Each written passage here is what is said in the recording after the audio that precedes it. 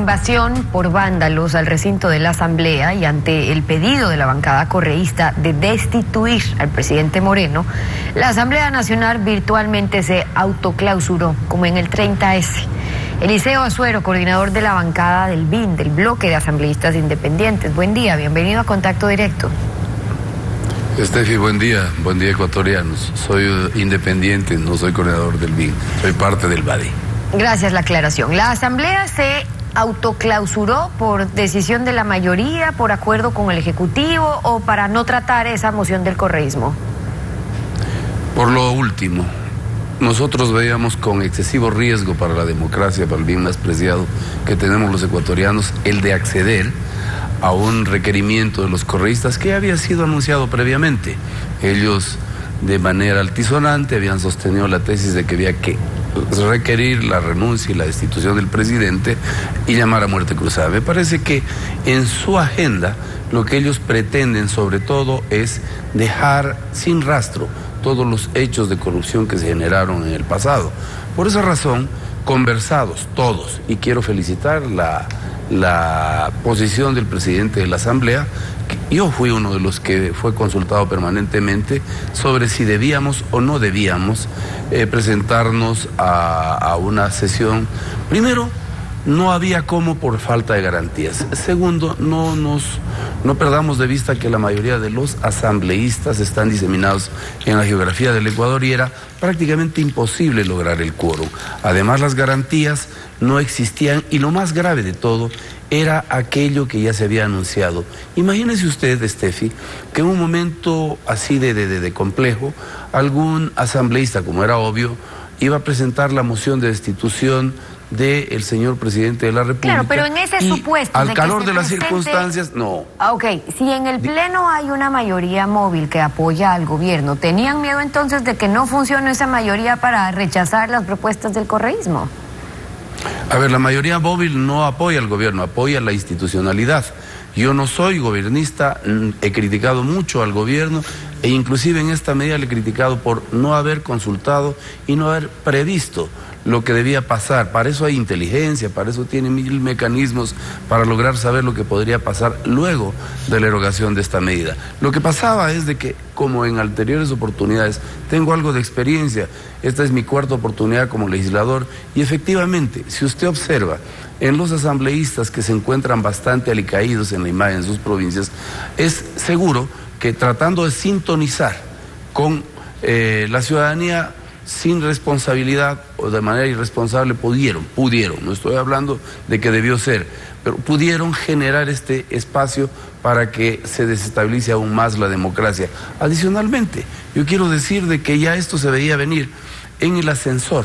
Yo, Eliseo Azuero, estuvo presente cuando ingresó la señora Rivadeneira junto a una de sus asistentes y de manera alegre y agresiva, tratando de provocarme, con el celular en la mano me dijo, ya vienen. Antes de que empiece la verdadera movilización, ya vienen para linchar a estos fulanos de tal, mafiosos. Esto habla de que la agenda estaba concertada, se conocía y luego lo han develado los dirigentes indígenas Lourdes Tibán, Marlon Santi y el exprefecto de Zamora Chinchipe, que en efecto ya era prácticamente incontrolable. Y que había quienes estaban de acuerdo con ese pedido que estaba haciendo el expresidente. El expresidente anunciaba desde Bruselas una muerte cruzada, pero además elecciones anticipadas de presidente y asambleístas. Ahora, más allá de lo que quieran, según el artículo 148 de la Constitución, esto es competencia presidencial exclusiva, no es atribución de la Asamblea. ¿Cuál era entonces el temor? ¿No causar más alboroto o qué? No, el 130 dice que nosotros podemos remover al presidente en caso de conmoción. Pero no muerte cruzada. No, a ver, tenemos que llamar a elecciones, no es así, no es así. Ahí no sabíamos qué iba a pasar, si iba a renunciar también el señor vicepresidente. Es decir, ¿por qué darle más inestabilidad? Esto más bien abona a que con criterio firme, decidido, buscamos sobre todo sostener el bien más preciado de los ecuatorianos, que es la democracia. Para Correa, obviamente, ¿Cómo no? Pues ya hasta dijo de que si a él le permiten viene a ser candidato. Es cínico, es descarado. Este señor cree que aquí los ecuatorianos nos hemos olvidado de toda esa trafacía, de toda esa gestión truculenta en contra de los intereses de los ecuatorianos, la cooptación de todos los espacios de poder. Esta es una agenda regional, esta es una agenda que ha destruido países como Venezuela, como Nicaragua, como Argentina. Así que nosotros no podemos ni remotamente darles la oportunidad para que tengan esa ocasión de venir a terminar su labor macabra. Por eso hicimos esto. En todo caso, también hicimos un pronunciamiento que fue consultado a muchas bancadas. Y nos reunimos inclusive 25, 26 legisladores en algunas partes de la ciudad para buscar alguna solución. Así que yo sí le quiero decir a los ecuatorianos, luego del pronunciamiento que hiciéramos, sencillamente hubo un ataque mediático, un ataque por medio de redes sociales, que estoy seguro que no es de los ciudadanos conscientes, es sencillamente esos casi 30.000 trolls que tiene asalariado la revolución ciudadana con la plata de los ecuatorianos. Sencillamente no podemos ni debemos correr ningún tipo de riesgos, más aún con un gobierno que no ha sido acertado, que no ha sabido comunicar de forma adecuada las medidas ni ha sabido consensuar. Claro, ahora, lo que sí se evidenció en estos momentos y el temor justamente que tenían es por la fragilidad política, que en otros casos o intentos sí terminaba dando de baja a un presidente. Ahora, esto no ocurrió, pero sí evidencia cuáles son también las funciones de cada una de las funciones del Estado. En cambio, es competencia exclusiva de ustedes, de la Asamblea, fiscalizar también a las otras funciones del Estado. Pero ¿cuál es la queja ciudadana hasta ahora? Que se ha visto algunos juicios políticos, pero en ausencia, a exfuncionarios, pero prófugos. Ayudar a solucionar la crisis económica también pasa por el examen de la Asamblea que aprueba al Ejecutivo presupuestos o presupuestos con déficit. La Asamblea está en medio de esta crisis. La pregunta es, ¿qué le resta por hacer, evidenciando estos 12 días de paralización y las responsabilidades que hoy hay que investigar para su tarea de fiscalización?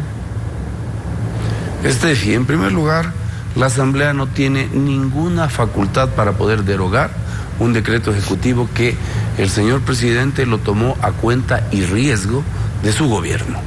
En segundo lugar, nosotros ya ofertamos la posibilidad de hacer de vínculo para un diálogo que deponga las actitudes tensas que existían en los dos bandos. ¿Qué es lo que nos corresponde? No somos nosotros quienes podemos garantizarle a los ecuatorianos, por ejemplo, la recuperación de los dineros robados. Es la función judicial. Lamentablemente, yo mismo hice una investigación de que el 80% de los jueces de la Corte Nacional de Justicia no habían llegado de manera adecuada. Esa investigación la tienen actualmente, la tienen algunos segmentos.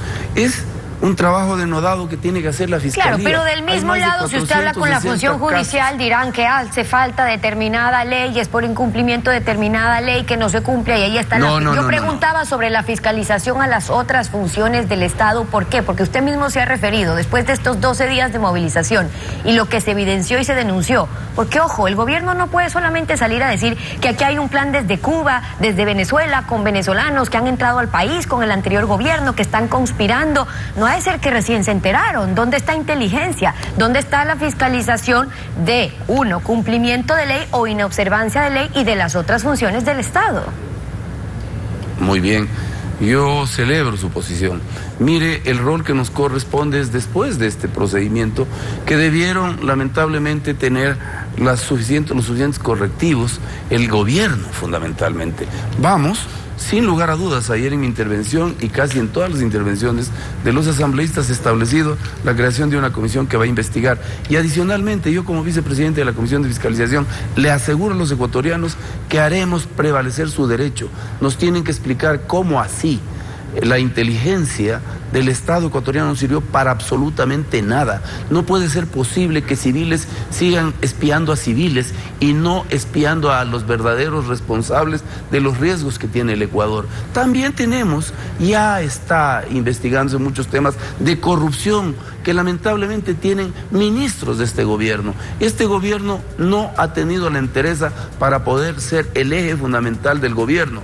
Hay islas de poder y hay ministros que tienen agenda propia. Ahí coincido con el señor Vargas. Son muchos de ellos vagos, inoficiosos y no quieren trabajar en beneficio. Le corresponde al presidente tomar correctivos si es que no quiere que esta situación se degrade aún más. Ahí está el rol de fiscalización también. Eliseo Azuero, gracias por participar y acompañarnos hoy en Contacto. A usted, Stephen.